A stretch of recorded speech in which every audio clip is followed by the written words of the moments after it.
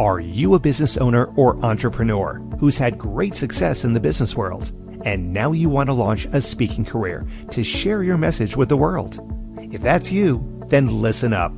25-year speaking industry veteran Brett Ridgway has released his latest special report, 3 key things entrepreneurs must master to build a profitable speaking business. To pick up your copy, go to brettridgway.com/freebie. Welcome to the Spotlight on Speaking show with Brett Ridgway, where you'll learn the keys to building a profitable speaking business from speaking industry pros. Each week, we interview a great guest who will share his or her speaking journey, identify what their keys to success have been, and highlight some critical mistakes they've made along the way that you'll want to avoid. Be sure to visit our website at spotlightonspeaking.com. And while you're there, subscribe to us via your favorite network. Now, sit back, tune in, and get ready to meet this week's guest. Hello again, and welcome to another episode of the Spotlight on Speaking show with Brett Ridgway. I am the aforementioned Brett Ridgway, and I'm excited to welcome as my guest today, James Lam. Now, James is the founder of Look Ahead Marketing, but before creating LAM, he was in the corporate world, and then he became an entrepreneur. He started several companies and had some successes and some failures, which is the story of most entrepreneurs. He started Look Ahead Marketing to help early-stage entrepreneurs learn from what he had done right and what he had learned and gained from mistakes so that they could move forward on the path to success with their businesses. He has a unique program called Superpowered Business Success, in which he works with hundreds of heart-centered, mission-driven entrepreneurs to help them create a business around their unique gift. He teaches them how to find leads, the secrets of conversion, and have their own inspiring stories by choosing courage and finding success. Welcome, James Lam, to the Spotlight on Speaking show. Thanks, Brett. It's good to be here.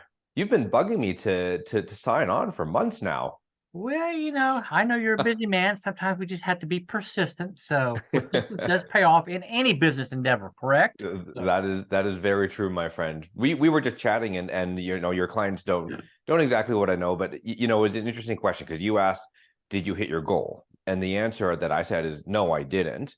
We had what's called a 3-day event, and we sell a bunch off that. And I also said that there was a lot of learning, and the failings from it, if you want to call it failings, started months before the actual implementation. So one of the things you talked about is persistence and failing forward, and that's exactly what we have here. Well, there's a valuable lesson there for everybody, and certainly as one is looking to build their speaking career, persistence is a key. But let's talk about your speaking career a little bit more, James. So, you're in Look Ahead Marketing now, but you had other businesses before then. In which business did you first start to utilize speaking as one of your marketing tools? Well, it really, Brett, is an interesting question. It was really this one. So Look Ahead Marketing is really where, and let me give some context to this, okay? So Look Ahead Marketing, we turn over around about $1 million. We'll do more than $1 million this year.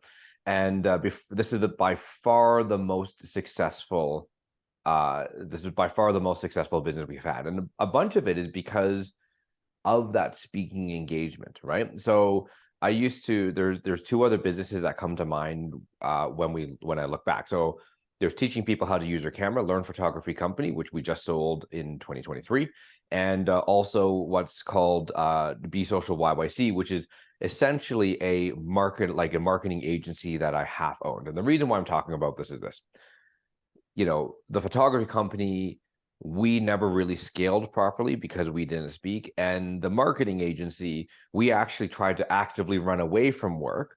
And this one in Look Ahead Marketing is actually where, I will jump at speaking gigs, as many as I can, as long as it makes sense, right? Because for us, at the end of the day, we have a great message out there. We inspire we actually inspire thousands of people. We've worked with thousands of people.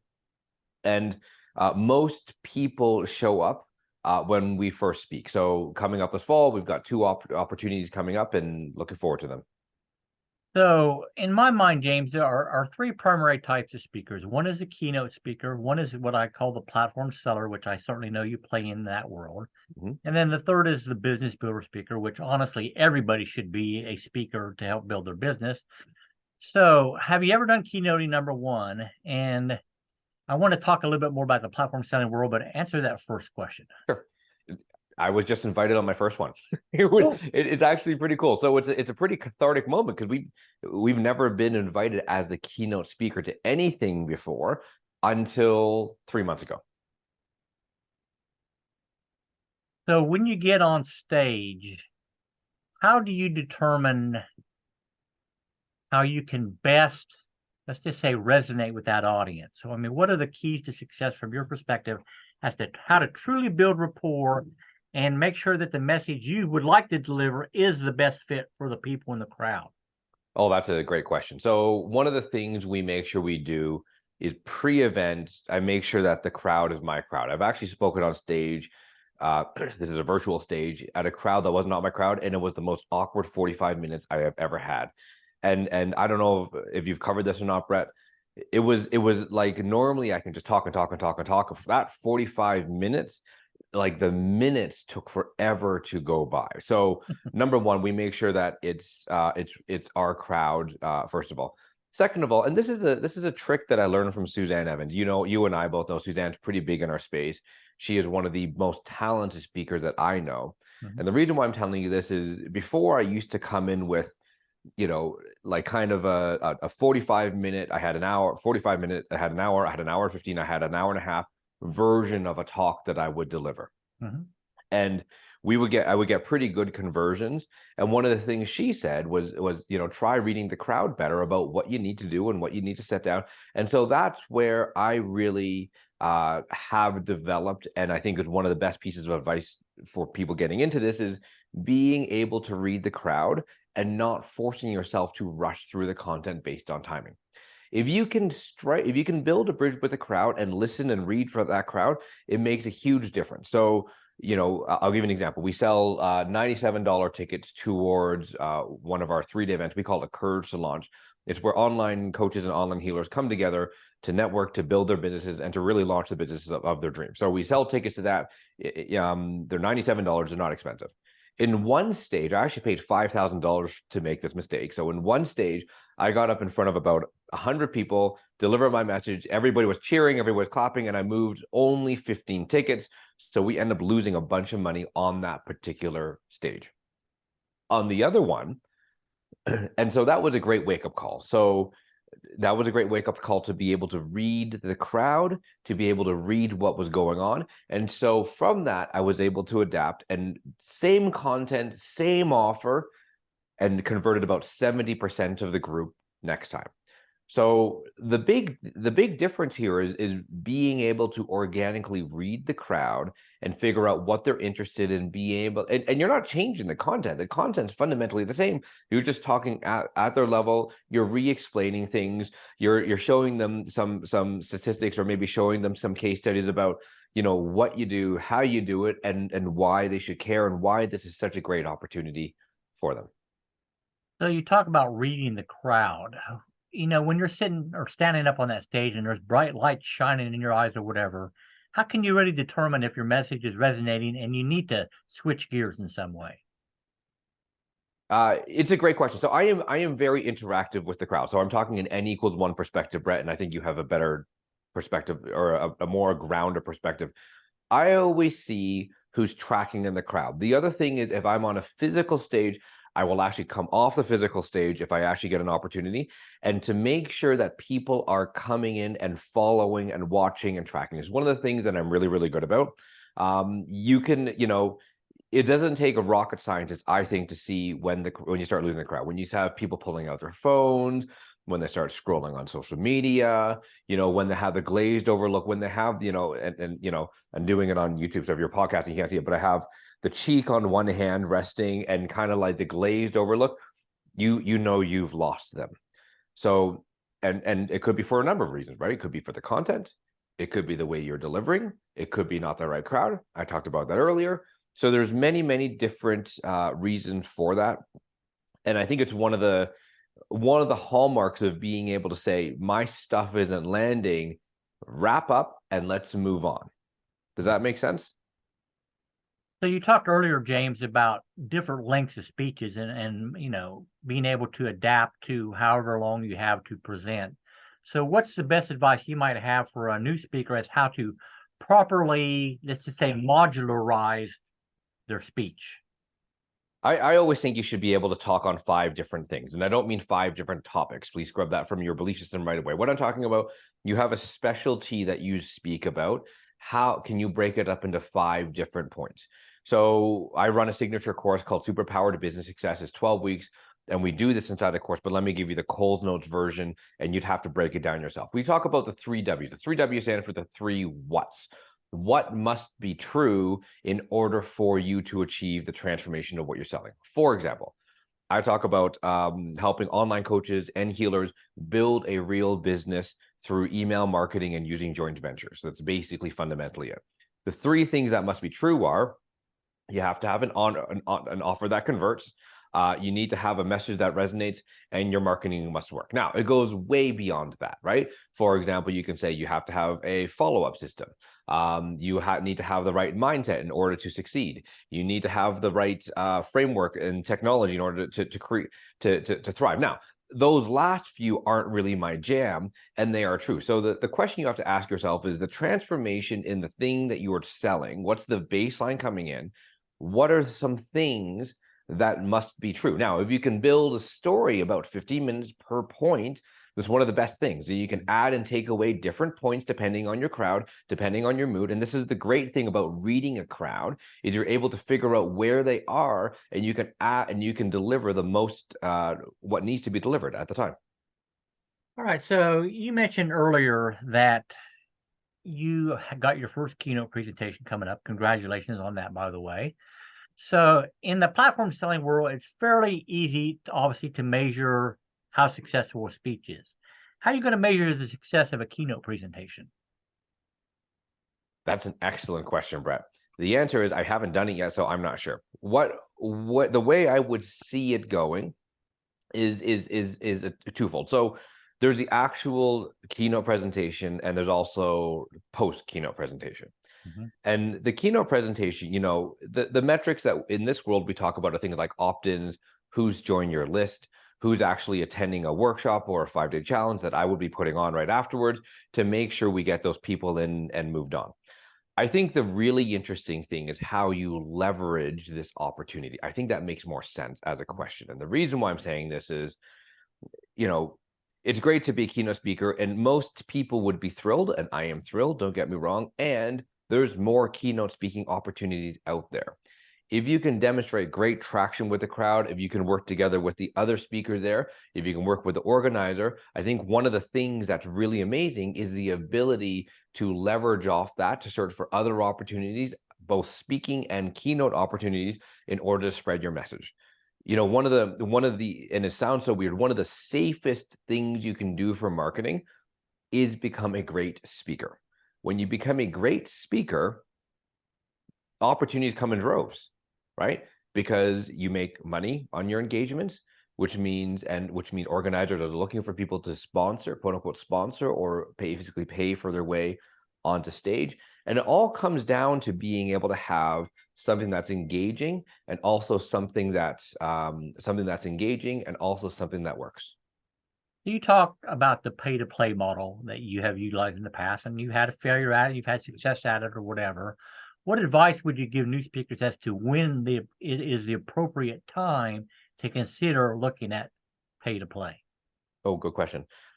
For me, it's when you get consistent conversions. Okay. So for me, it's when you've run like a webinar, a masterclass, a 5-day challenge, use some kind of pitch where if you have a room of 100, you have an educated guess about how many you're going to sell. That's the reason why, I have a mid-tier program called Superpowered Launch Success, which essentially tries to take you through the launch model over and over and over and over again. And it's not because it's insanity. What it is a learning, right? If you take it as a learning opportunity, then the world's your oyster, right? So let's say, Brett joins in and he gets 100 leads, or 100 people have watched his presentation, and he sold 4 of them. Then we know, based on the room of speakers, based on the room of participants, if it's worth him going in, because he knows that from 100 people, you can guarantee 4. Now, most people you follow the model, will end up between sort of the 15 and the 25% conversion, right? In the $500 to $2,000 model, depending on what you're selling and and the product. But essentially, once you have those things ironed out, then it becomes the game of numbers, right? When is it worth it? And we're getting to a point now where we started with $300 stages, and please don't mock those, because you need those to be able to move to the $2,000 stages, right?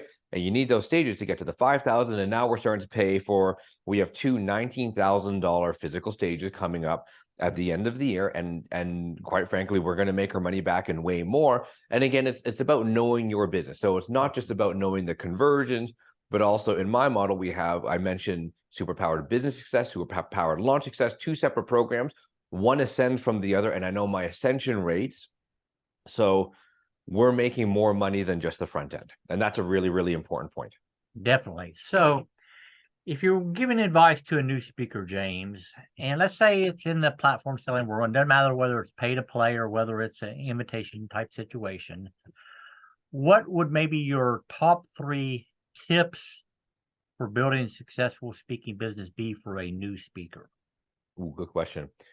Number 1 is you need to work it backwards. What do I mean by that?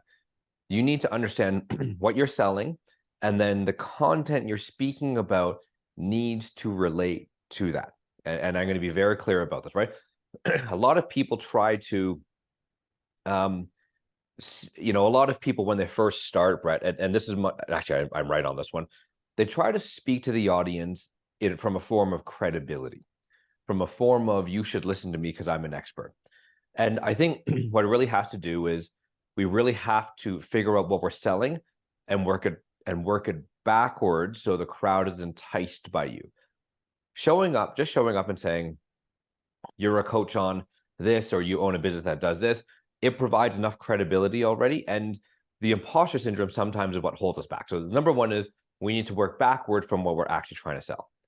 Number 2 is just do it. So,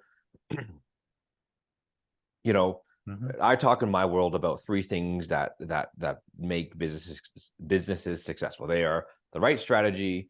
You have to be authentic with what you do. You have to have courageous action. That courageous action has failed more entrepreneurs than I care to count. It's the thing that makes the difference. And I've seen so many people say, I'm not ready because I don't have a signature talk. I'm not ready because I'm not a great speaker. No, you are ready. You just have to find the right stages. Now, should you be getting on the $19,000 stages? Absolutely not. Not yet, right? Not until you're ready. Never underestimate a virtual stage with 5 people. It's 5 people. It doesn't matter. It's still a stage, and it's still, you still are able to hone your craft. All right. Go ahead, Brett. All right. Number 3. Number 3 is growth mindset. Along with that courageous action, things that have killed, business dreams and speaker dreams are trying to be perfect. You will never be perfect. There is always another level that you can find. And, trying to be perfect, when I hear people saying no to stages, a lot of the times because they think they need to have their signature talk perfect. And there is no such thing as perfection. You are always going to change, right? Even this last event we were just talking about earlier in the podcast, right? Talking about Courage to Launch. And Brett knows my business pretty well. And so you were like, how did you do? And I was like, well, we were okay. And there's all these opportunities that we have. Now, back when I first created the event about a year ago, it looked really good, right? It was the max and the best I could create.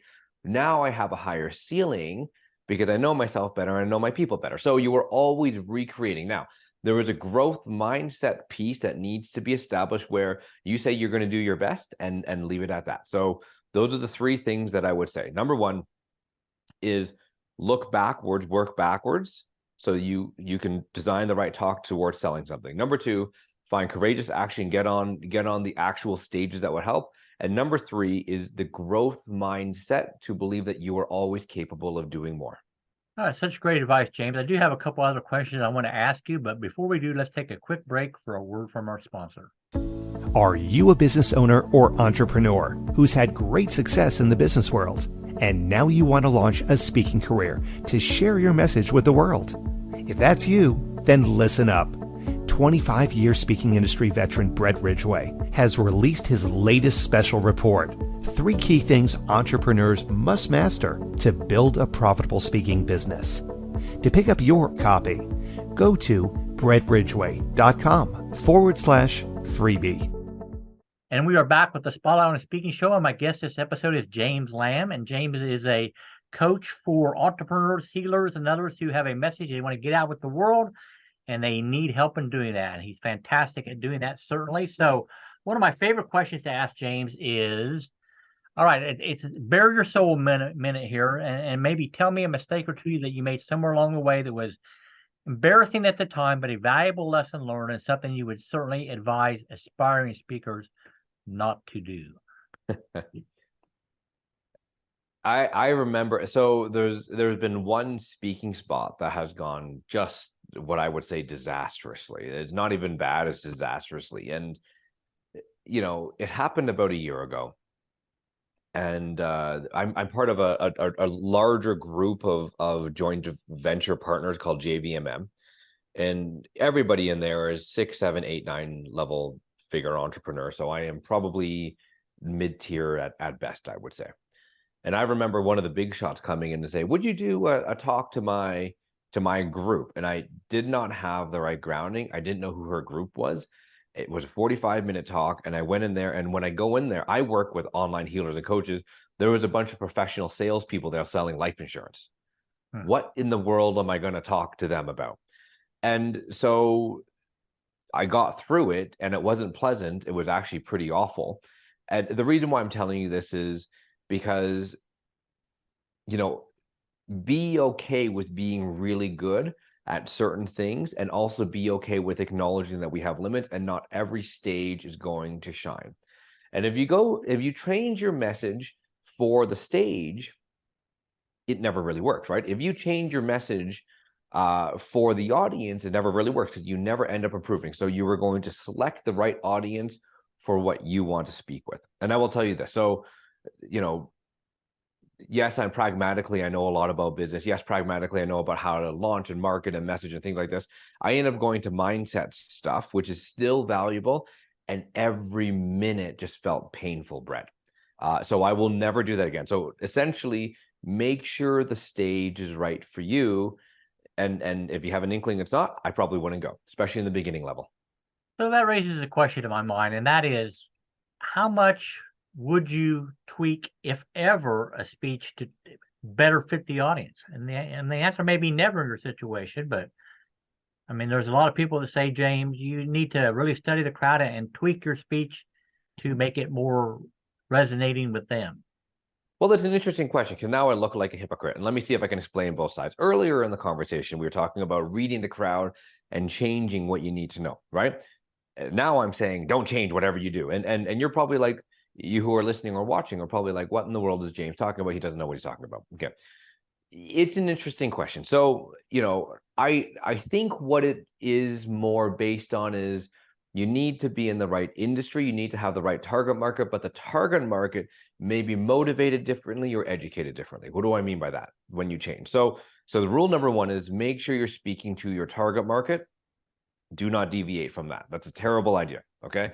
Do not deviate that. Talk to your target market. That's rule number 1. Now, if you're in the target market and you're speaking, you do need to change things around depending on their experience level, depending on their level of knowledge, depending on the demographic of who they are, depending on why they're there, right? You have to remember that when you get on a stage, especially as a vendor, or you're trying to sell something, you are a guest on someone else's platform. Mm-hmm. And that's a really, really important distinction to make. And it's what, my coach Suzanne told me about, which was, I called her after this 15% conversion, which is not good for us. And I said, yeah, Suzanne, I think I lost a lot of money on this. And she's like, well, James, you probably did, first of all. And the second of all, you brought American hamburgers to a Hawaiian luau vegan party. And I said, what in the world does that mean? And she said, well, because you didn't study the crowd and you didn't know who you were speaking to. So while the message was strong, you just brought the wrong recipe. Had you brought vegan burgers, it would be a completely different thing. They would be eating out of your hand, so to speak, right?